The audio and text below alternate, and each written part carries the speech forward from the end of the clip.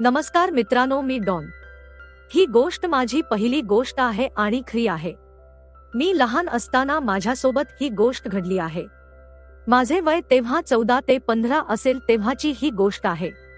मी जळगाव जिल्ह्यातील एका छोट्या शहरात राहत होतो। आमच्या गल्लीत एक काकू होत्या, त्यांचं नाव सविता होत। त्यांची फिगर एका धष्टपुष्ट खात्या घरची होती। मी लहान होतो तर गल्लीत कायम इकडे तिकडे फिरत असायचो, रिकाम्या टवाळक्या करत असायचो। त्यामुळे गल्लीत कोणालाही काही काम असायचे तर मी तिथे बिनपगारी फुल अधिकारी म्हणून कायम हजर असायचो। एकदा माझ्या घरचे गावी गेले होते, त्यामुळे मला गल्लीतील काकूंकडे जेवणाला जायचं असा आईने सांगितलं होत। तर मग मी ठरल्याप्रमाणे सविता काकूंच्या घरी जेवायला गेलो होतो। सविता काकूचे वय 40 असेल असा माझा अंदाज आहे, कारण मी त्यांना कधी त्यांचं वय नाही विचारलं। मी त्याच्या घरी जाण्यासाठी निघालो आणि मी त्यांच्या घराचा दरवाजा उघडा होता म्हणून विचारता आत घुसून गेलो। मला काय माहिती सविता काकू आत कपडे बदलत आहे। मी आत गेलो आणि मला त्यांचे नग्न दर्शन झाले। मी त्यांच्याकडे बघताच राहिलो। आजवर नग्न स्त्री फक्त मोबाईलमध्ये शॉर्ट साईटवर बघितली होतो, पण आज मला सविता काकू पूर्ण नग्न माझ्या समोर दिसत होत्या। त्यांचे बॉल खूप मोठे होते, जे की मला खूप आवडतात। तेवढ्यात त्यांचे लक्ष माझ्याकडे गेले। मी त्यांना बघितलेल्या सारखं नाटक केलं आणि सॉरी म्हणत मी हॉलमध्ये जाऊन बसलो। तेवढ्यात त्या थोड्या वेळाने त्यांची मॅक्सी घालून पुढे आल्या आणि माझ्या बाजूला येऊन बसल्या। माझी गांड फाटली।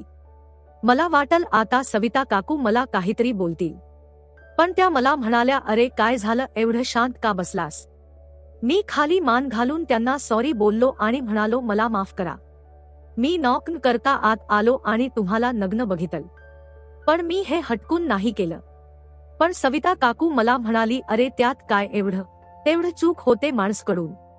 मी जरा चकितच झालो, कारण सविता काकूचा स्वभाव पूर्ण गल्लीला माहीत आहे की त्या छोट्या छोट्या कारणाने कोणाशी पण भांडतात। पण आता त्या मला काहीच नाही बोलल्या होत्या। मग मी श्वासात श्वास घेतला आणि बेफिकर झालो। तेवढ्यात सविता काकू बोलल्या, तू तर असा वागतोय जस तू आजवर नग्न स्त्री नाही बघितलीस कधी। मी हे ऐकून चकितच झालो की सविता काकू माझ्याशी अशा विषयावर का बोलता आहेत। पण मला आता जरा हिम्मत आली आणि मी बोलून टाकले की मी रोज बघतो मोबाईलमध्ये नंग्या बायांच्या व्हिडिओ। ते ऐकून सविता काकू मला बोलल्या की मला तू दाखवशील का तसा व्हिडिओ? मी लगेच बोललो, चालेल ना, घेऊन येऊ का? तर काकू बोल्या, हो घेऊन ये, मग आपण दोघे सोबत बघूया। हे ऐकून माझ्या मनात लड्डू फुटू लागले, कारण असं पहिल्यांदा मला कोणी स्त्रीने माझ्या सोबत संभोग रिलेटेड गप्पा केल्या होत्या। मी लगेचच पळतच गेलो घरी आणि माझ्या स्मार्टफोनमध्ये मेमोरी कार्ड टाकलं, ज्यात माझ्याकडे संभोग व्हिडिओज आहेत आणि लगेचच सविता काकूंच्या घरी गेलो। गेल्यावर काकू मला बोलल्या, अरे तू आधी जेवण करून घे, मग आपण बघू हे सगळं। मग मी पण त्यांच्या सोबत जेवलो फटाफट आणि मग बोललो की बघायचे का तुम्हाला व्हिडिओ? तर काकू म्हटल्या, थांब, मी आधी घराचा दरवाजा लावते, नाहीतर कोणी येऊन जाईल। मग त्यांनी दरवाजा लावला आणि कॉटवर बसल्या। मी त्यांच्या बाजूला जाऊन माझ्या मोबाईलमध्ये व्हिडिओ चालू केला। ते त्या व्हिडिओ खूप आतुरतेने आणि खूप लक्ष देऊन बघत होत्या। मग तो व्हिडिओ संपला आणि मग मी त्यांना बोललो की तुम्ही का व्हिडिओ बघता काकू? काका तर तुम्हाला खरमधे असं करत असतील। ते ऐकून त्या मला म्हणाल्या, तुझे काका आता म्हातारे झाले, ते माझ्याहून 12 वर्ष मोठे आहेत। लहानपणीच आमचं लग्न झालं। परिवार मोठा होता आणि मी लहान होती म्हणून मला सासू जवळच झोपावं लागत होत। मी जेव्हा वयात आली तेव्हा त्यांनी मला त्यांच्या सोबत झोपायला पाठवण चालू केलं।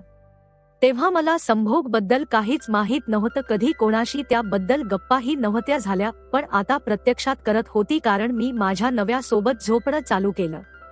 माझी पहिली रात्री मला कळले की त्यांचा बाबूराव खूपच लहान आहे। इतका लहान आहे की त्याहून मोठी तर माझी करंगळी आहे। हे ऐकताच मी खूप हसलो। मग काय झालं काकू? काकू म्हटल्या, मग काय, ते कायम ट्राय करायचे मला ठोकायचे, पण ते बारीक आणि मी शरीराचे जाड आल्यामुळे त्यांचा बाबूराव माझ्या चिमणीत कधीच जात नसे। त्यामुळे आम्हाला मूलबाळ पण नाही होत आहे इतक्या वर्षापासून।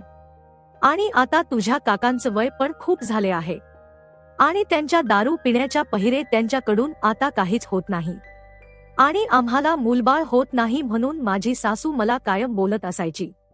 म्हणून मी त्यांच्याशी भांडून त्यांचे गावातील घर सोडून इथे ह्या गल्लीत तुझ्या काकांना घर घ्यायला लावले. मला बिचारीची व्यथा समजली. मी त्यांना दिलासा देत म्हटलो, काकू तुम्ही खूप भोगल आयुष्यात. हे बोलताना माझ्या डोळ्यातून मी मुद्दाम काही पाण्याचे थेंब काढले अश्रू म्हणून. मला रडताना बघत सविता काकूने मला मिठी मारली आणि त्या पण रडू लागल्या. त्यांनी मला मिठी मारली तेव्हा त्यांचे बॉलमध्ये माझे तोंड गेले आणि मला त्यांच्या देहाचा सुगंध घ्यायला भेटला. त्यांनी मला 5 मिनिट मिठी मारली असेल. मी मनसोक्त त्यांच्या देहाचा सुगंध घेतला.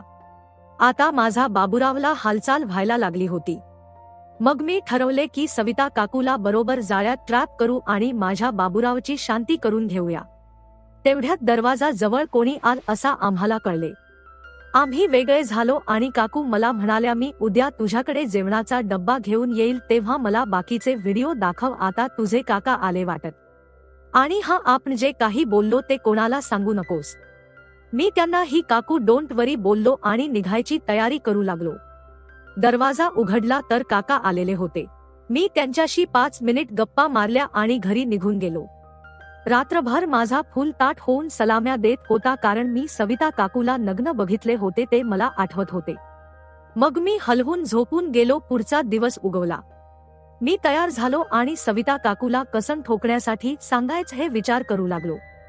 सर्वात पहिले मी खूप सारे संभोग व्हिडिओ डाउनलोड केल्या आणि सविता काकूची वाट बघू लागलो. दुपार झाली होती. सविताचा नवरा देखील कामाला शेतात जात असे आणि तोही निघून गेला. आणि मग काकूने माझ्यासाठी पुरी आणि भाजीचा डब्बा घेऊन माझ्या घरी आल्या. आज काकूने सुंदर डार्क रेड कलरची साडी घातली होती. मी त्यांना घरात घेतल आणि दरवाजा लॉक केला. त्यांनी त्यांचा डब्बा देखील आणला होता. आम्ही दोघांनी आधी जेवण केलं आणि मग बेडरूम मध्ये जाऊन मी व्हिडिओ टीव्ही वर लावले होते, ते पण फुल्ल HD मध्ये. सविता काकू तर खूप व्याकुळ झाल्या होत्या. त्यांनी मला लवकर लाव व्हिडिओ, माझ्याकडून आता वाट नाही पहिली जात आहे. मग व्हिडिओ लावला आणि आम्ही दोघे कमी आवाजात व्हिडिओ बघू लागलो. मी त्यांना म्हणालो की माझा बाबूराव खूप ताठ झालंय, मी त्याला मधून काढतोय. काकू तुम्हाला काही अडचण नाही ना? त्या म्हणाल्या, अरे नो प्रॉब्लेम. मग काय, मी माझा हत्यार काढला आणि हलवू लागलो. मला बाबूरावला हलवत काकू मला म्हणाल्या की तू 15 ते 16 वर्षाचा असशील ना, पण तरी तुझा बाबूराव बराच मोठा आहे. तुझ्या काकांचा ऑन एवढा नाही आहे. मी लहान होतो तरी माझा बाबूराव त्या मानाने मोठा होता असे मला माहित होते, जे काकीने कधी पाहिला नव्हता त्यांच्या आयुष्यात. म्हणून त्यांना कुतूहल वाटत होते माझ्या बाबूरावचे. त्या मला म्हणाल्या की मी हलवून देऊ का तुझा बाबूराव? तर मी तर लगेच हो म्हणालो, कारण मला काकीचे बॉल दाबायचे होते. मग मी काकीला बोललो, काकी तुम्ही माझा बाबूराव हलवा आणि मला तुमचे बॉल दाबू द्या. काकू जरा माझ्याकडे बघू लागली. मला वाटल काकीला राग आला वाटत, पण नंतर काकीने सांगितलं, ठीक आहे, पण आपण जे काही करतोय प्लीज कोणाला सांगू नकोस. मी त्यांचा विश्वास जिंकला आणि त्यांना म्हणलो की मी कधीच कोणाला काही सांगणार नाही. मग काय, काकू माझा बाबूराव हलवायला लागल्या आणि मी त्यांचा बॉल दाबायला लागलो. हळूहळू मी त्यांचं ब्लाऊज ओपन केलं आणि त्यांची ब्रा मधून त्यांच्या बॉलला दाबू लागलो. मग त्यांना बोललो की तुम्ही ब्रा काढता का? मला तुमचे बॉल चोखायची आहेत. त्यांनी लगेच त्यांची ब्रा काढून बाजूला फेकली आणि मला त्यांच्या बॉलचे पुन्हा दर्शन झाले, जे की खूप मोठे होते. एका लहान फणस एवढे ते होते आणि त्यांच्यावर त्यांचे अणकुचीदार गुलाबी निप्पल होते. मी पहिल्यांदा इतक्या जवळून निप्पल बघितले होते. मग काय, मी कुत्र्यासारखा त्यांच्या निप्पलला चोखू लागलो.